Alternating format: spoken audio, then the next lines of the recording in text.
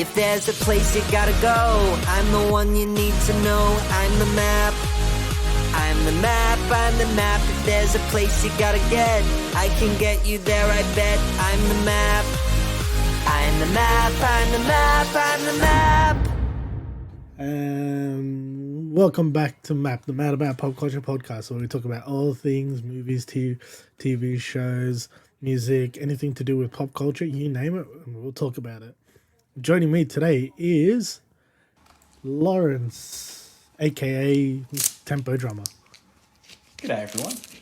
And it's just going to be us two today. And so we thought we might as well just kick off with it and let's not dilly-dally and let's go on. So you're not rounding off the triangle? No, Josh isn't here today. Illuminati. Ding, ding. I remember Josh. I remember Josh.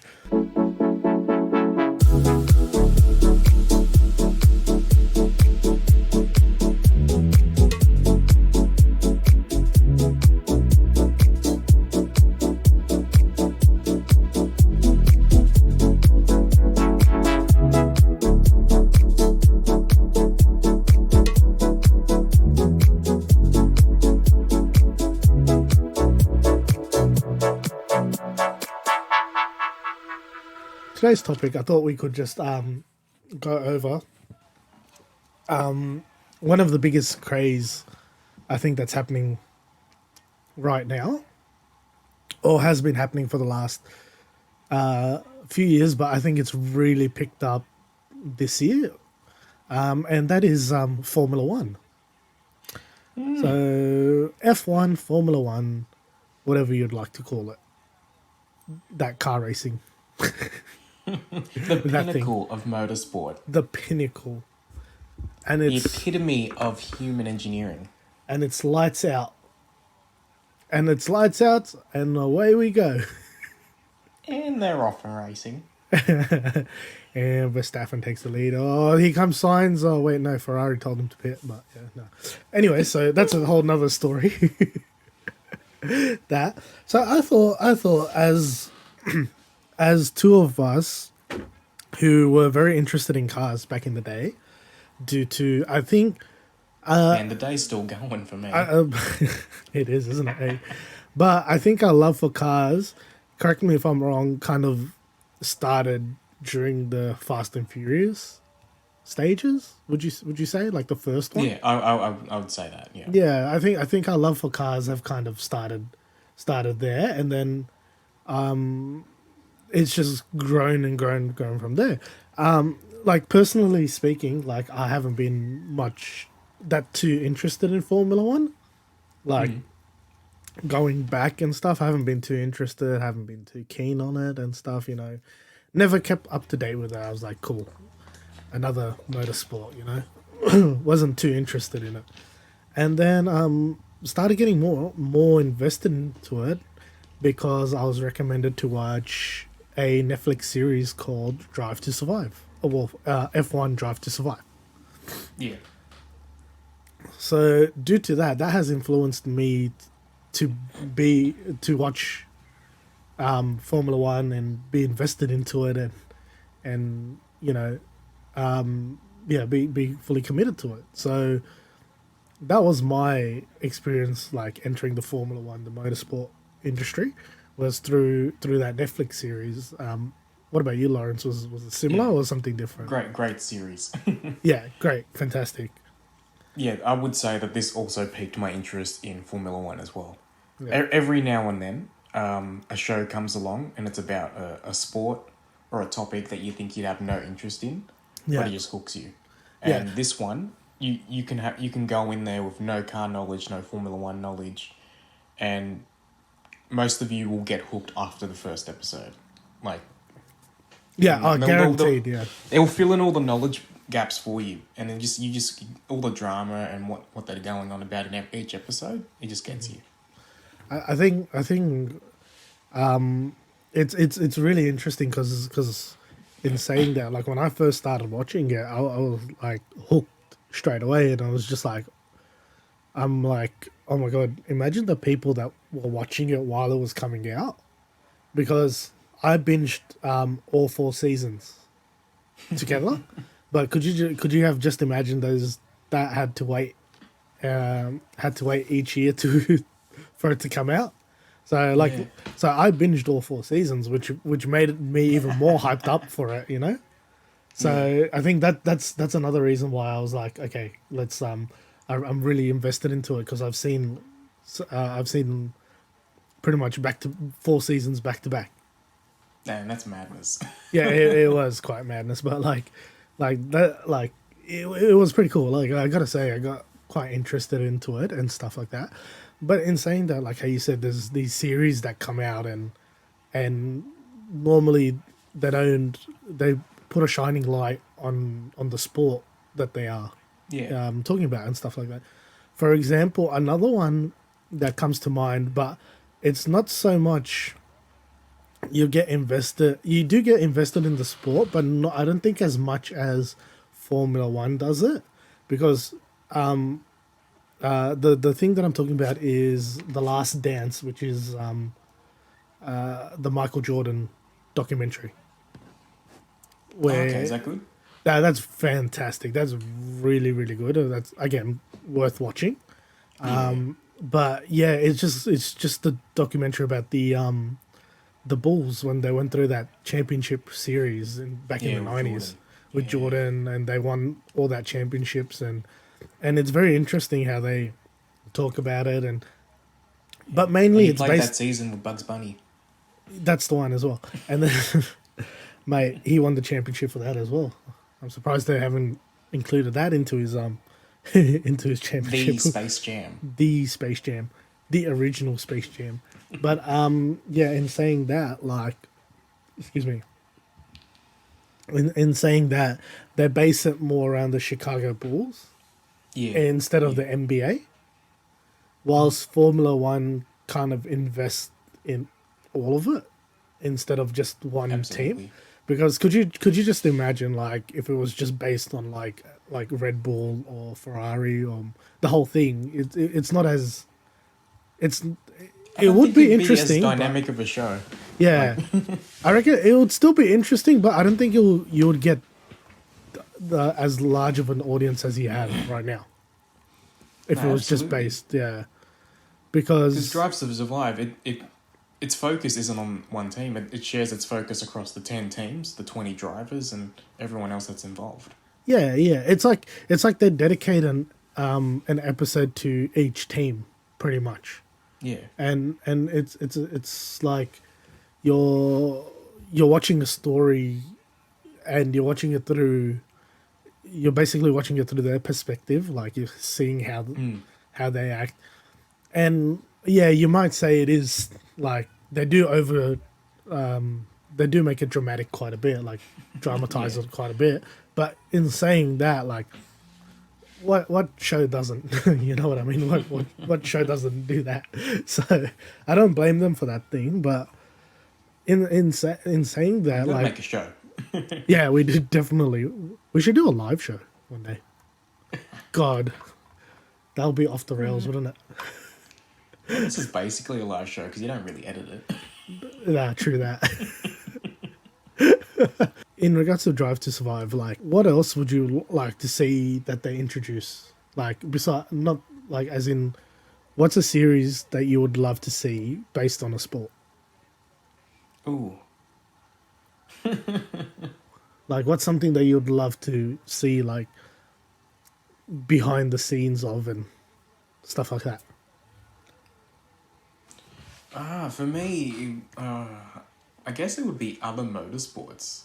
Because, like, while Drive to Survive is shining a massive light on Formula One, I feel like there's a few other motorsports that could do with that. Do you reckon they should do a F2? They should do it like a sort of for F2, like a Drive to Survive for like for Formula 2, showing the up and coming. That would be interesting. Because at the moment, it wouldn't get the same reach, but I would find that interesting. I reckon it would kind of you would still get the same, but not as large of an audience with Formula One. Yeah.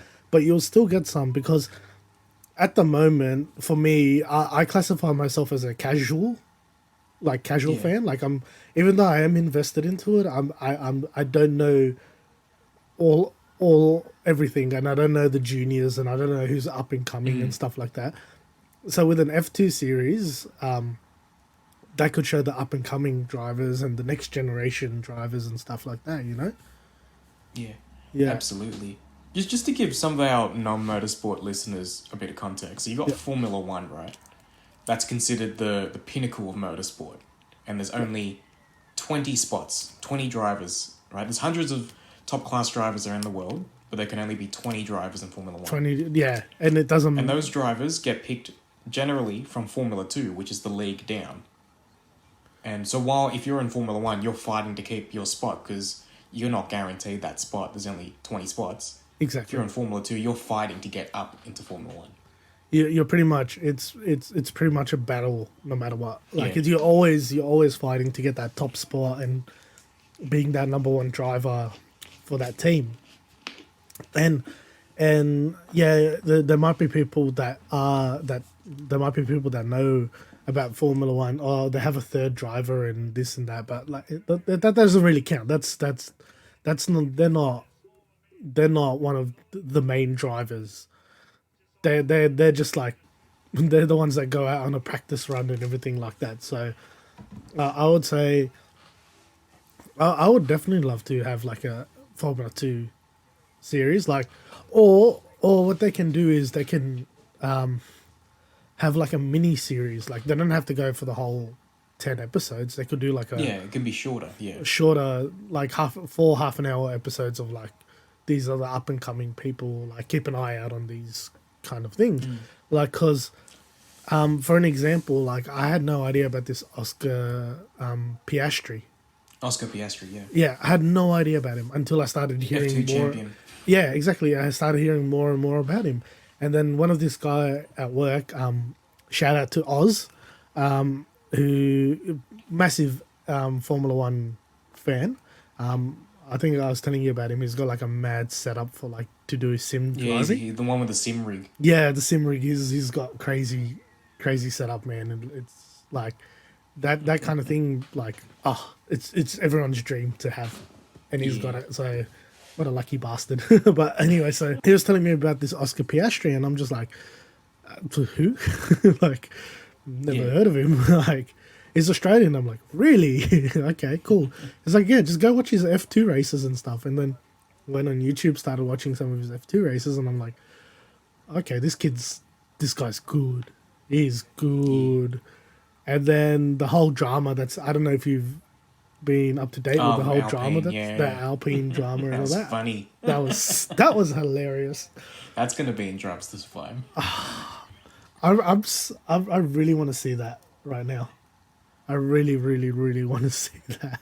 Okay, should we explain that for the audience? Okay, for the audience, let's explain it. So, like Lawrence was explaining... Vettel retired. I think that's what started this. Okay, right? But Vettel retired, so there's a spot. Let's just go little quick backstory and basics. So how Lawrence said there's 20 drivers, so 10 teams, right? Each there's 10 different teams. 2 main drivers. 2 main drivers, 10 teams equals 20 drivers. Hence, so what? The math checks out. That checks out somehow.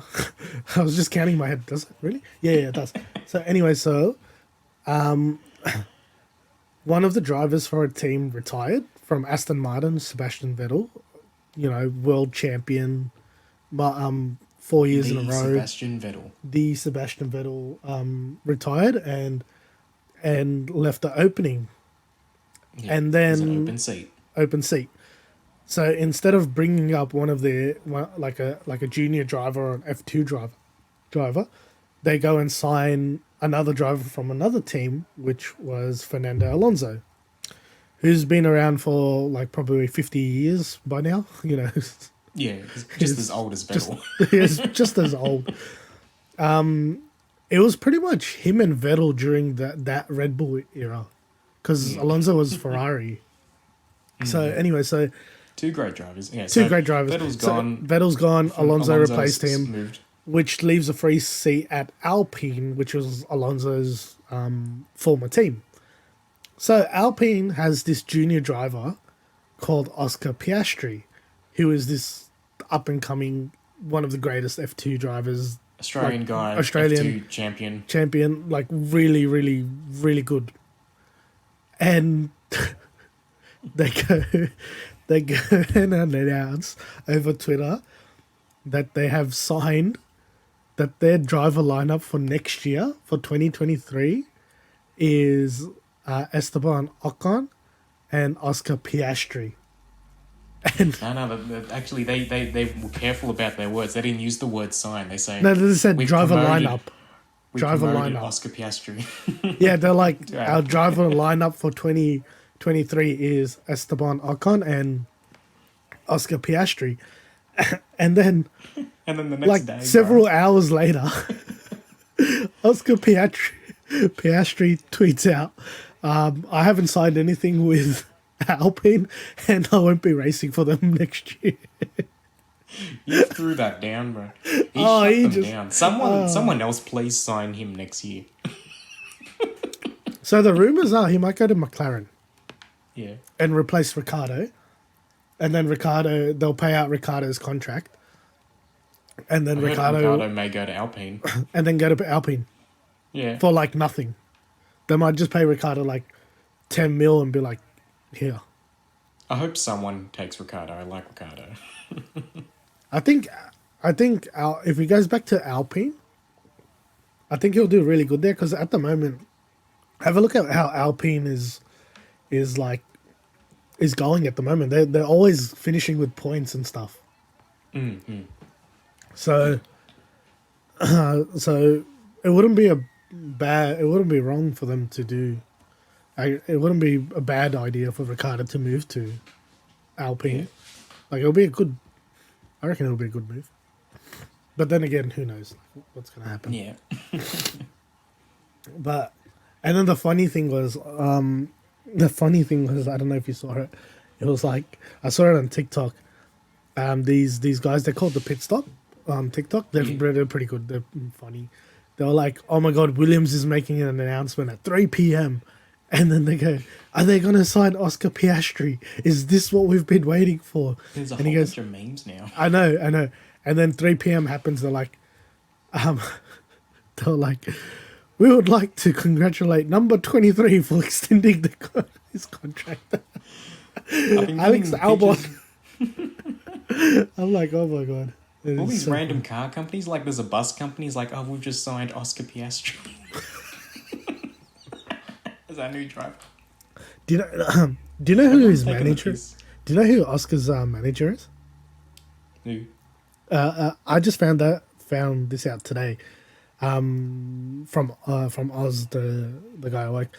It's Mark Webber, Hey, Mark Webber. another Aussie. So Mark Bring him Webber back. is his. Yeah, bring him back. I mean, again, like I don't trust Mark Webber's judgment as much because the guy had a chance to go to Ferrari, but he stayed with Red Bull. So, yeah. Depends on Ferrari and Red Bull at the time, I'm sure. He had his reasons. We probably did, but yeah.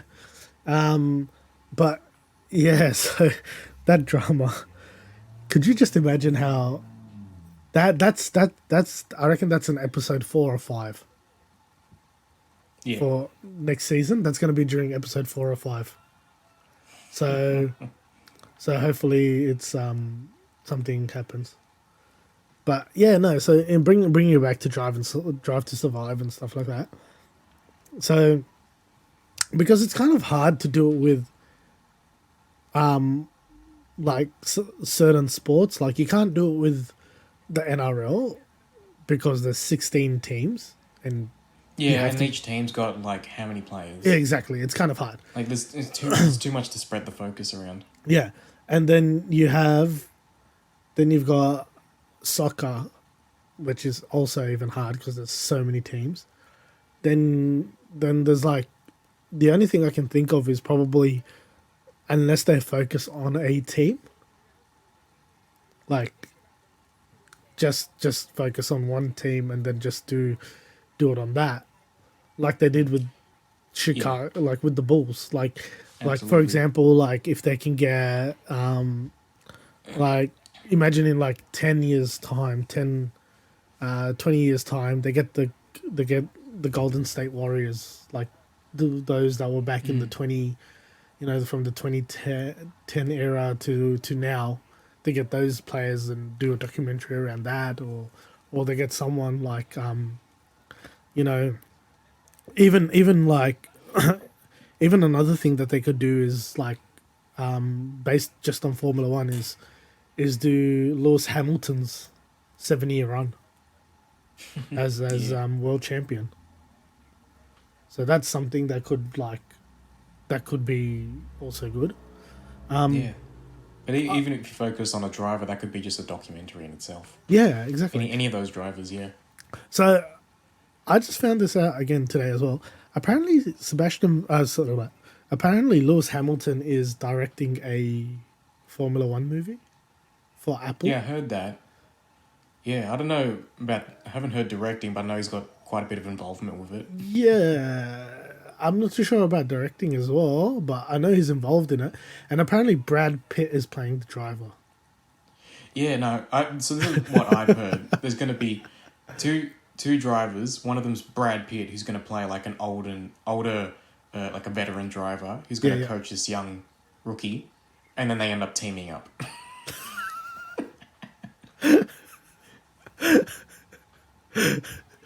So pretty much, Sebastian Vettel and Lance Stroll or Fernando or I don't think it's going Alonso, to be Alonso and real characters. Ocon. No, like its own based thing. like that.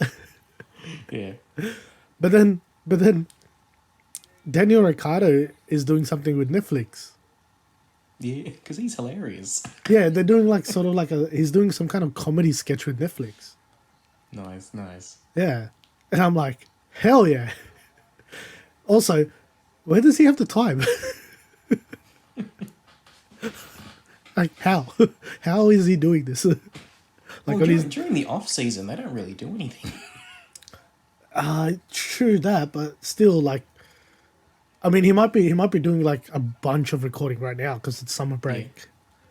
It's a summer break, and then they go back. But yeah, that's hilarious. Like, oh my god, like Daniel Ricciardo.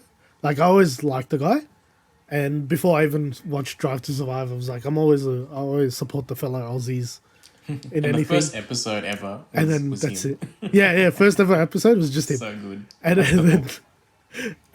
then he just, oh man, it just makes it so much better. I'm like, can we please just get like a mini series just based around Daniel Ricciardo? Like, I would love to have a mini series just based around Daniel Ricciardo.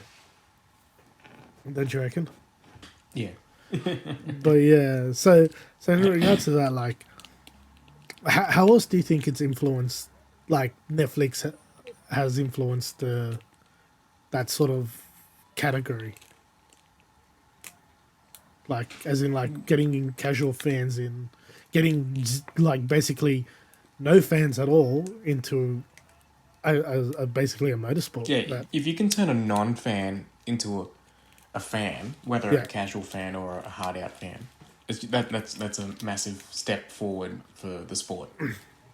And, like, I think there's no denying the impact that this TV show has had on Formula One. Because, like, in terms of popularity, like, it's now in the public conscience, in the public domain for most people now, Formula One. Like, before, like, when did Drive to Survive come out? It was, like, 2019? 2018? So, like, go to, like, 2017 prior. 18, 19, 20, 21. Yeah. Yeah, like, almost no one knew the current state of Formula One, unless you were already a Formula One fan, right? Yeah. And then the show came out, people started watching the show, people started to become invested in the sport. Yeah. The popularity for the sport as a whole has increased. More people are seeking, like, trying to get out and go to actual races. More people are, like, following the story of the drivers. Do you reckon that in 2022 it's gone. It's like its popularity has gone, like it's much higher now. Like is it, Yeah. or do you reckon it was growing towards it, or do you reckon all of a sudden in 2022 it's kind of like, because again it could be due to the fact that everyone's been watching it, and for the last 2 years they probably haven't had the opportunity to go watch it live. Absolutely.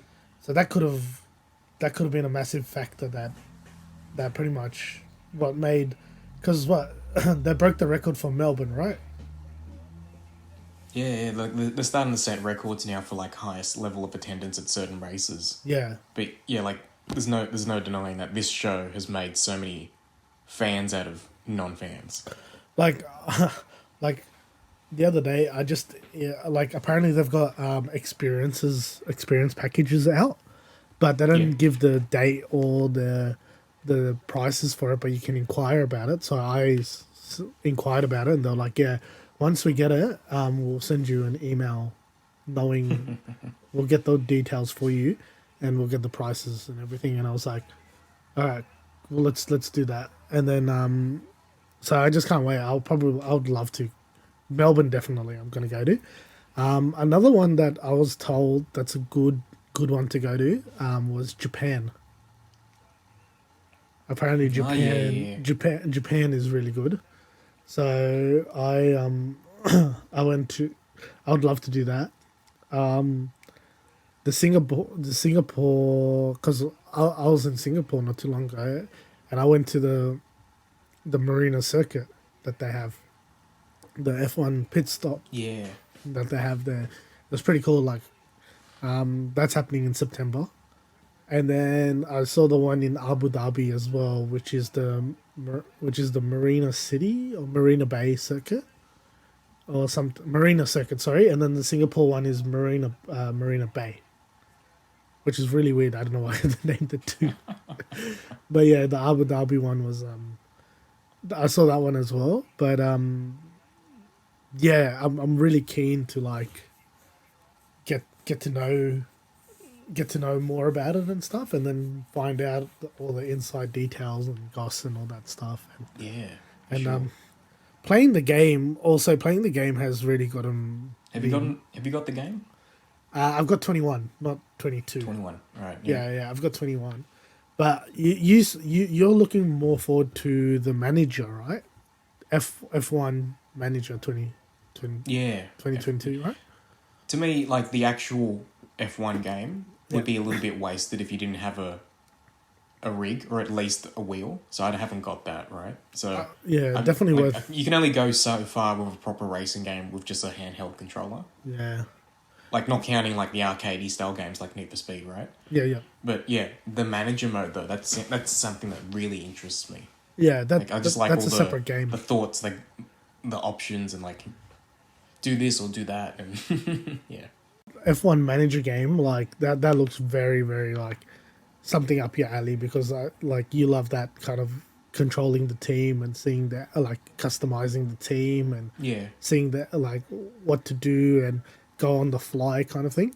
Whilst with F1, yeah, you do have that, but whilst you're driving, you do still have that opportunity, but it's not as in depth as the manager mode, as manager. So I think like if once you get the wheel, then I would recommend getting the game. Absolutely. Like you don't have to go hard out and get like a $1,000 setup. You can literally just buy one for like $200.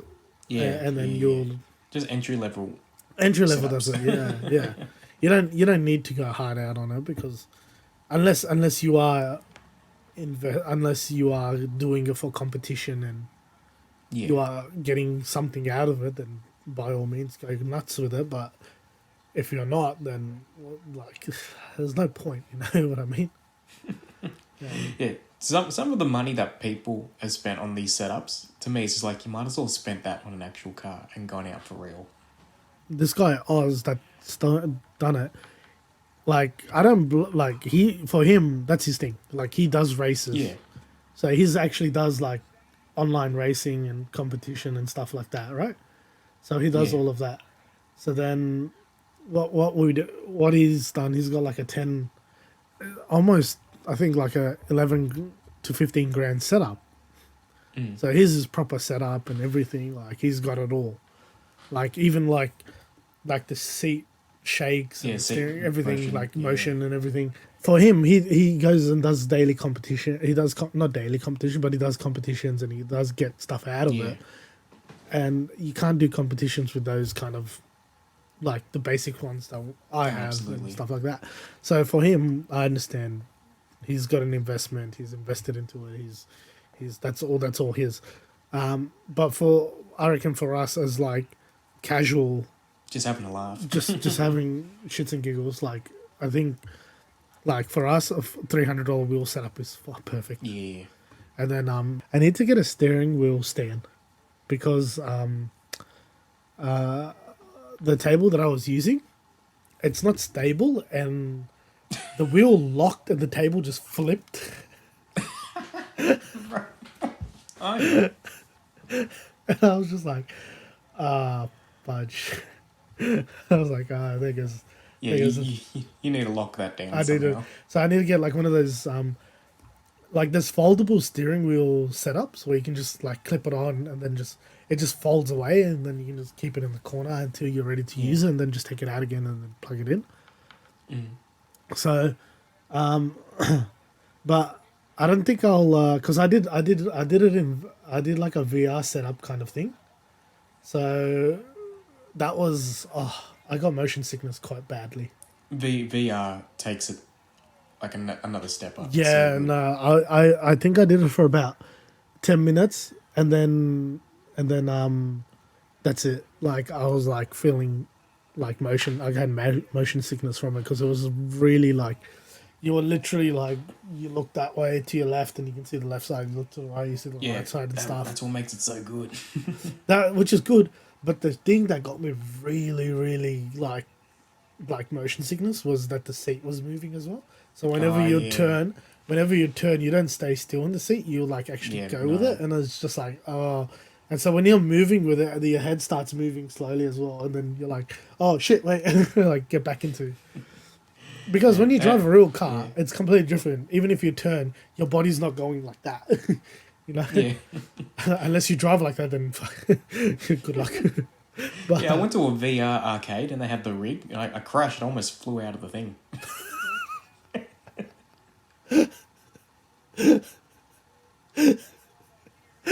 No, but you know, like when you're playing like on a single screen TV, you're just always looking forward, right? You don't really move your head or move your vision. Yeah. But like, I had the VR goggles on, and then halfway during my time attack, I had the epiphany. Oh, I can move my head any way I want, and I can see as if I'm driving for real. So I started moving my head how I would do it for real life, and I started focusing my vision on the apexes of the corners. Yeah. And my driving like Just improved straight yeah. away.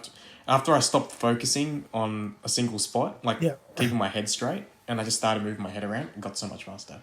But like did you have motion seats as well? Like was the seats? Yeah, everything moved. Yeah, Everything moves and stuff. Yeah. But that being said, I guess I'm kind of used to that because I I race go-karts. You race go-karts, so you're used to that kind of thing. Yeah. I'm not as used to it because even saying like that, I think when I was using it, they went a bit extreme, like they went a bit overboard kind of thing where, because I can do it. I've done like, I've been in go-karts and stuff like that, so I kind of know how to like. Or maybe it was just the VR. It probably was just the VR that just set me off, and then like turning the car felt like I was like actually like going with it and stuff, so it was kind of a bit hard, and it's kind of hard to. I reckon that's probably just that you just weren't used to the VR. Like that hits everyone a bit different. Yeah, I think if I get used to it here and there, then I should be fine. But I think it's like I think it was because it was the first time I used it, and also this may have played a factor in it. I did have a bit of alcohol in me, so that could have also given a bit of a. Okay. Yeah, so that could have also, It's like 3 demerit points, bro. Exactly. Virtually. Anyway, so back to F1. So yeah, I think I think it's really this Netflix series has done significantly, like has done a lot for Formula One, and Formula One should just give everything that they've got to Netflix and be like, keep making, keep making, keep making. We'll pay you whatever money you want. Just keep making it. And they're like, okay, cool. Yeah. This sport is now a pop culture reference. Like everyone knows about it now. 100%. Every time I walk down the street, I just feel like going, get it? Nico Hülkenberg. Hülkenberg. Nico Hülkenberg. What's his other one that he does? Wow. Pierre Gasly. Well, that one time he did an impression of Carlos Sainz. Speaking of impressions, I don't know if you've seen the guy that's been going around doing impressions of these F1 Oh, he drivers. he does an impression of every driver. He does, yeah. it's so good. He does it so good though. I know. Connor May or something? Connor Moore or something like that? Oh my god, There's it's a so clip good. of the drivers actually watching him. I know, which is so good. Which is so good. I love it so much. It was just, man, it's so funny the way he does it. But you know who I really miss? Gunther. I really want to see more of Gunther. Oh, Gunther like, Snyder.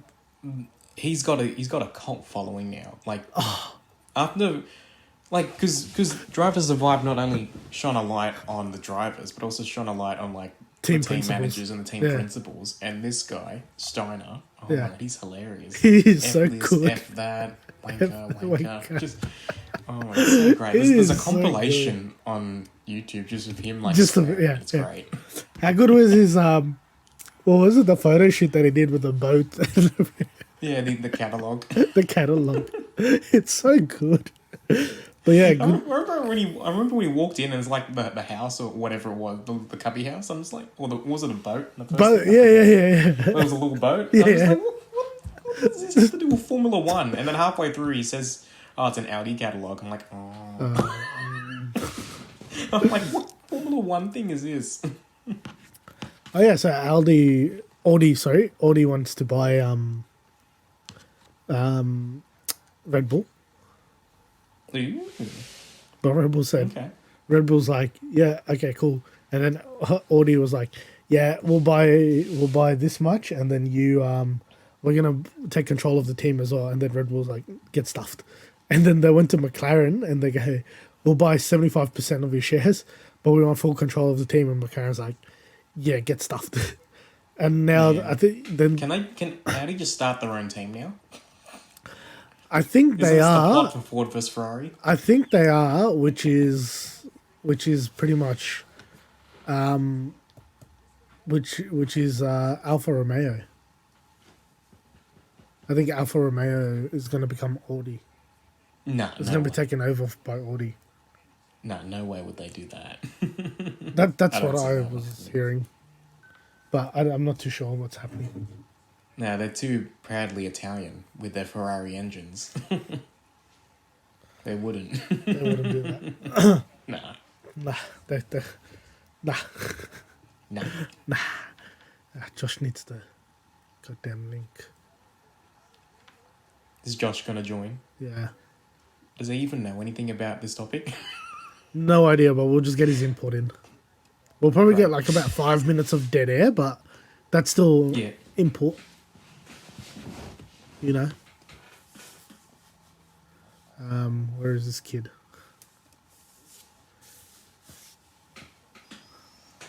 No. What more should we talk about, man? I think we're done for that topic, I reckon. Like, I think we've pretty much covered it, like, not too in depth, but yeah, did cover majority of it. Unless there's more that you want to cover, and I think that's pretty much we're done. I think, you know what? No, I have a thing to pick. Why can't Formula One release model cars, like official model cars? Don't they? No. like Ah, actual, actual, actual, actual model cars. like official F1 merchandise model cars. Yeah, I don't know. from each team. I Like just I know, assumed they would.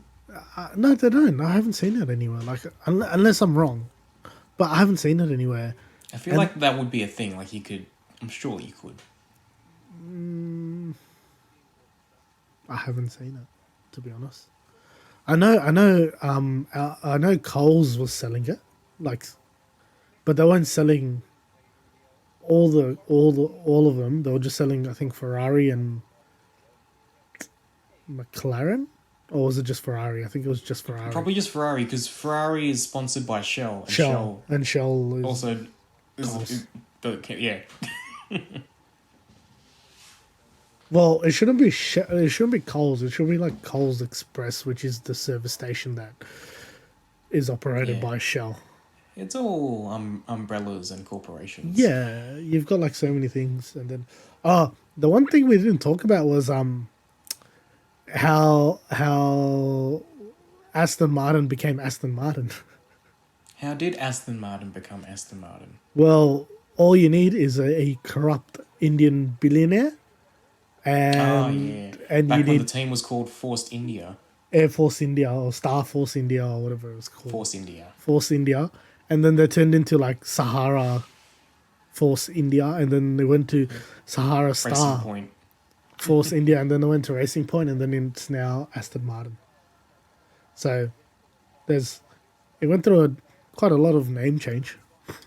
How often do they go for the name change? Oh, the teams are just like any other business. Whenever you want to rebrand, you just rebrand. Yeah, because Ferrari. Or if someone takes it over and just wants to, Yeah. you want to name it something else, yeah. Like, because every team is essentially a business. yeah, because back in the day, I remember Red Bull was called RBR Renault, which was Yeah, Red Bull wasn't always a team. Red Bull used to be a title sponsor. For one of the teams. and then they became And a then, team. and then the team was, I forget which team it was, but I remember they were the title sponsor for a team, Renault. and then the team wanted to pull out because they couldn't afford it anymore. Yeah. And then Red Bull's like, stuff it, let's just make our own team. And then that's how Red Bull Racing started. But they were Renault before, and then they became Honda, Yeah. and now the now engines they're are another Porsche. thing. Now Yeah. they're Porsche.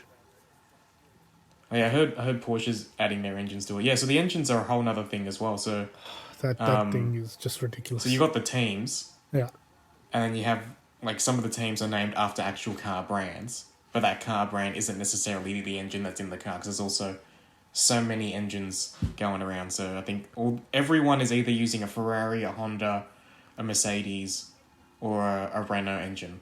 yeah. I think I might be wrong about that. But like, there's only like 4 engines in this whole.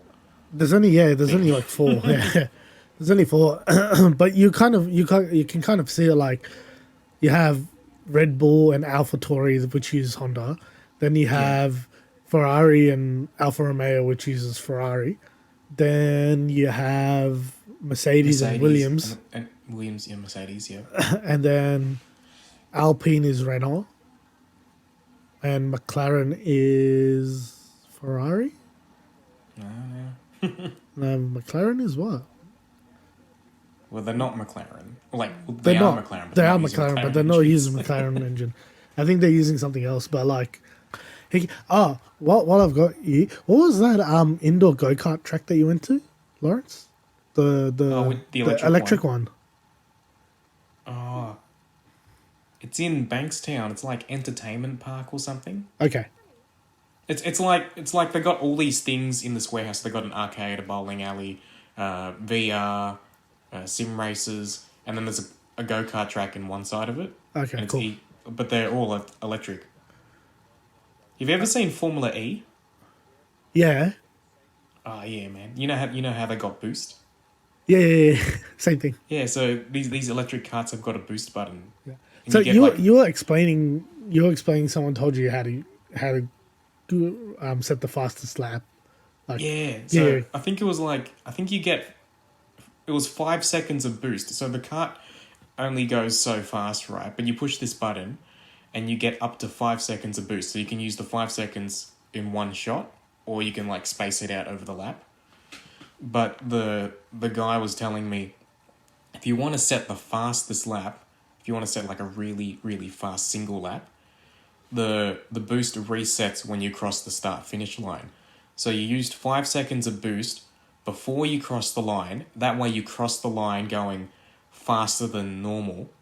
And then as soon as you cross the line, then you get another 5 seconds of boost. And then you use that boost across the remainder of that lap, and you end up with a really fast lap. But it takes 2 laps to do. You need 1 lap to set you up for the really fast lap.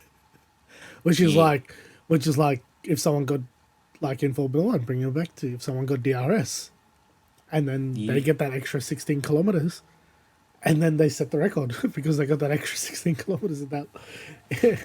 So my DRS, right? Yeah. So when you're on the straight and you're behind someone, you put your head down all the way and then